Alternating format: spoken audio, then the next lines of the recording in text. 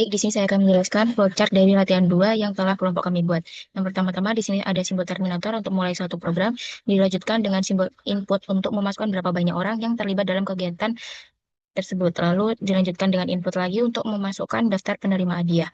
Dan di sini ada sebuah proses untuk membuat list kosong yang menampung data siapa menerima hadiah dari siapa. Dilanjutkan dengan proses menentukan siapa penerima hadiah. Di sini program akan mulai membaca daftar pemberian hadiah satu persatu. Dilanjutkan dengan proses untuk mencatat siapa penerimanya. Jadi program ini menyimpan data bahwa orang kedua menerima hadiah dari orang ke satu. Dan juga setelah langkah ini nanti list berubah. Kayak misalnya 0100.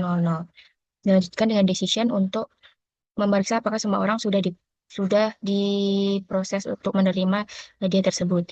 Jika tidak, maka program akan kembali ke langkah untuk menentukan siapa penerima hadiahnya. Jika sudah selesai, maka akan menampilkan output siapa saja yang sudah menerima hadiah atau menampilkan itu pemberian hadiahnya.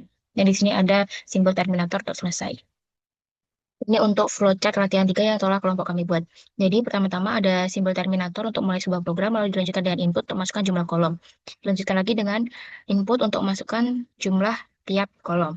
Lalu ada inisial I sama dengan 0. Ini merupakan variabel I dibuat sebagai penghitung untuk perulangan yang ada di luar. Selanjutnya menaikkan ada decision apakah I masih kurang dari N-1. Nah, jika iya, ini akan melanjutkan ke proses yang di dalamnya. Inisialisasi J sama dengan 0, membuat variabel J untuk perulangan yang ada di dalamnya ini. Selanjutnya ada decision lagi untuk mengecek apakah indeks J ini masih dalam batas array yang belum terurut. Nah, jika iya, maka di sini ada decision lagi untuk mengecek apakah jumlah kubus di kolom J ini lebih besar dari kolom J plus 1. Nah, jika iya, berarti ini urutannya salah dan tertukar. Maka akan melanjutkannya ke tukar kubus J dengan kubus J plus 1. Ini maksudnya menukar posisi jumlah kubus agar kolom dengan jumlah lebih kecil itu berada di depannya. Nah, jika tidak, maka akan melanjutkannya ke tambah J sama dengan J plus 1 untuk menaikkan jumlah J dan membandingkan pasangan kolom berikutnya. Lalu kembali ke decision yang apakah J kurang dari N min I min 1. Nah, jika tidak, maka setelah satu lapisan selesai disortir ini, kita akan meningkatkan nilai I untuk memulai iterasi yang berikutnya. Kembali ke apakah I kurang dari N-1. Jika tidak, maka akan menampilkan hasil. Dan terakhir ada simbol terminator untuk program berakhir. Baik, di sini saya akan menjelaskan kode program latihan kedua. Jadi, yang pertama, yang ini itu buat ngambil input jumlah orang, kemudian dirubah menjadi tipe integer. Nah, kemudian yang di sini ini maksudnya akan membaca daftar angka yang mewakili siapa menerima hadiah dari siapa. Jadi, intinya ini daftar penerima hadiah berdasarkan urutan pemberi. Nah, kemudian lanjut ke baris keempat. Jadi ini tuh membuat list kosong berjumlah N yang nantinya itu bakal diisi informasi orang ini dapat hadiah dari siapa. Nah, kemudian di baris kelima di sini ada looping for giver in range N. Nah, maksudnya program ini tuh bakal ngecek satu persatu pemberi hadiah. Nah, kemudian yang ini itu Am- eh, jadi mengambil nomor penerima berdasarkan indeks pemberi tersebut. Nah, kemudian yang di sini ini memasukkan nomor pemberi hadiah ke posisi penerima yang sesuai. Jadi kayak eh, dikurangi satu karena indeks list itu dimulai dari nol. Nah, sedangkan nomor orang itu dimulai dari satu. Nah, kemudian di sini itu ngeprint isi daftar tersebut satu persatu dalam satu baris agar terlihat jelas setiap orang dapat hadiah dari siapa. Nah, kita contohkan ya. Misalkan kita running. Memasukkan jumlah orang. Misal nih 10 ya. Terus 3, 4, 5, 6, 7, 8, 9, 10, 1, 2. Nah, maka output yang keluar itu ada 9, 10, 1, 2, 3, 4, 5, 6, 7, dan 8. Nah, Maksudnya ini gimana sih? Nah, maksudnya ini baris ketiga ini, nah yang ini itu tuh input yang berisi daftar siapa memberi hadiah ke siapa. Jadi di mana posisi indeks itu menunjukkan pemberi dan angka di posisi itu menunjukkan penerimanya. Jadi, nah kemudian program itu membalikkan pola ini menjadi laporan versi siapa menerima hadiah dari siapa.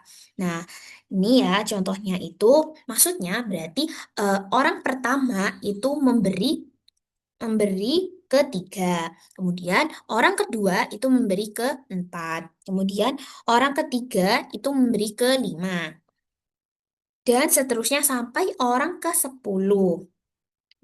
Nah, kemudian dibalik orang pertama itu ternyata itu menerima dari orang ke 9, dan orang kedua itu menerima dari orang ke 10. Kemudian orang ketiga itu menerima dari pertama.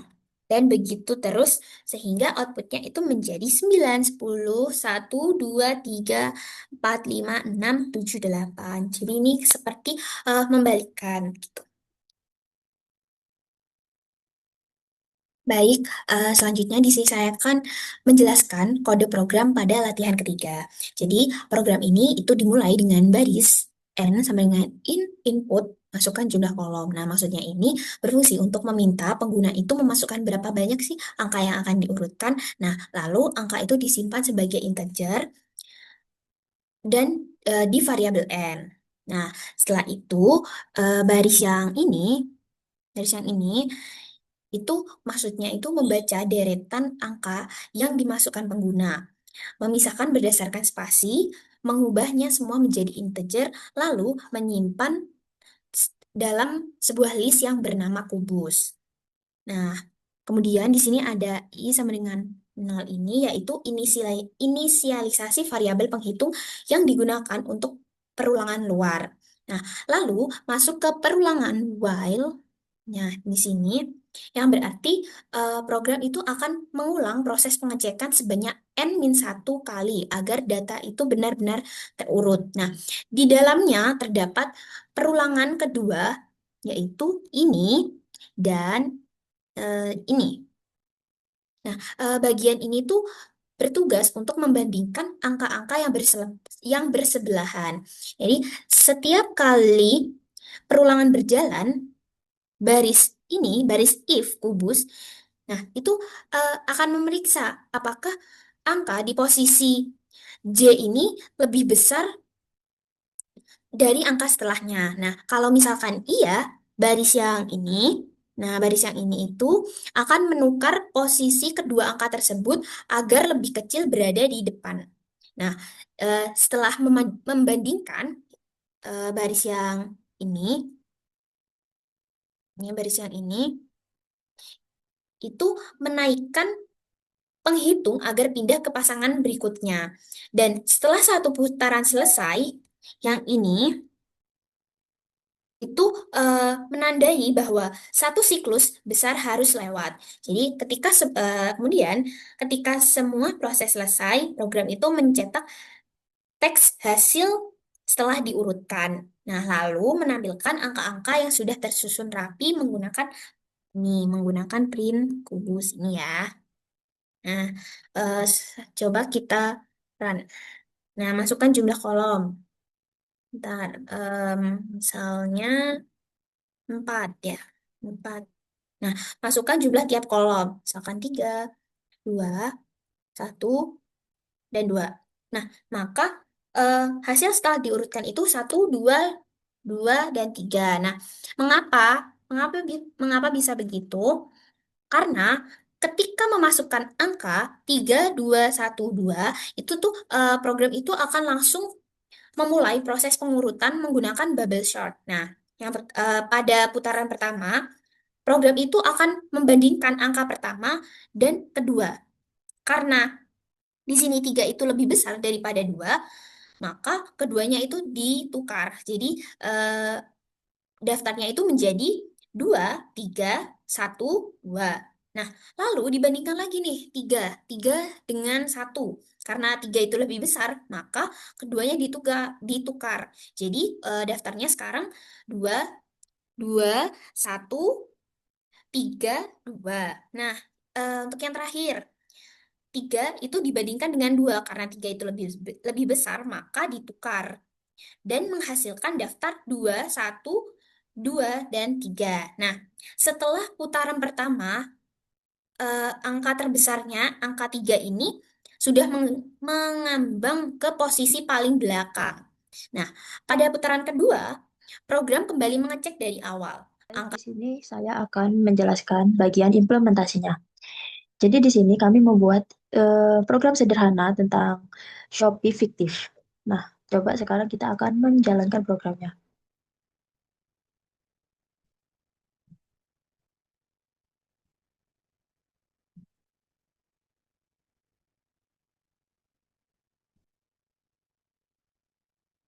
Kita akan membiarkan programnya membaca semua fungsinya dulu. Nah, kemudian sudah sampai di tahap mulai, program akan menjalankan fungsi print ini. Nah, selanjutnya user diminta untuk memasukkan username-nya. Di sini kita memasukkan username yang benar, yaitu user. Kemudian kita akan memasukkan passwordnya, yaitu 123. Nah, kemudian karena ini username dan passwordnya benar, maka akan muncul tulisan login berhasil. Kemudian program akan lanjut ke bagian selanjutnya, yaitu di menu pilih barang. Nah, di bagian pilih barang ini, kita akan dikasih 3 pilihan, seperti gula kristal putih, gula kasar, dan juga gula merah. Kemudian yang keempat yaitu pilihan batal atau walkout. Di sini user diminta untuk memasukkan nomor barang yang ingin dibeli. Sebagai contoh, kita akan memasukkan nomor 2. Salah. Nah, kita akan menginputkan angka 2. If pilihan in 1, 2, 3, pilihannya kan 2 ya. Maka akan muncul, nah, gula kasar telah dimasukkan ke keranjang. Nah, program akan menjalankan fungsi selanjutnya yaitu bagian checkout barang. Program akan menanyakan ke user, apakah Anda yakin ingin membeli gula kasar? Di sini user bisa menginputkan yes or no. Nah, selanjutnya, setelah user menginputkan Y, maka program akan otomatis menjalankan fungsi isi alamat. Kemudian, di sini user diminta untuk memasukkan nama penerimanya terlebih dahulu. Sebagai contoh, kita akan memasukkan nama penerimanya. Nah, selanjutnya, kita diminta untuk memasukkan alamat tujuannya. Di sini kita akan memasukkan alamatnya. Oke. Alamat pengiriman disimpan atas nama Doraemon di Jepang. Nah, selanjutnya program akan menjalankan fungsi selanjutnya, yaitu pilih metode pembayaran. Di bagian ini, user diberikan 3 pilihan lagi. Yang pertama yaitu transfer bank, yang kedua COD, yang ketiga Shopee. Di sini kita akan menginputkan, sebagai contoh, kita akan menginputkan 2. Oke. Program akan mengecek apakah yang kita inputkan itu 1, 2, dan 3.